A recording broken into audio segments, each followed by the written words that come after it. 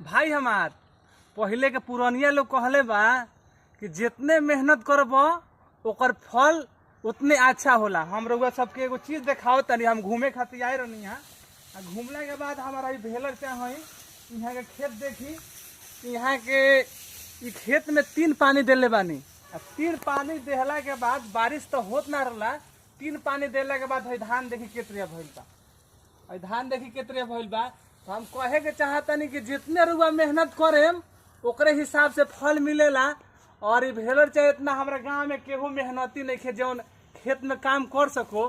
तो हम आवत रहनी है तो देखनी है कि सोचनी है कि भेलर चाहे कुछ बारे में बताई और आगे सब आई और धान के देखी।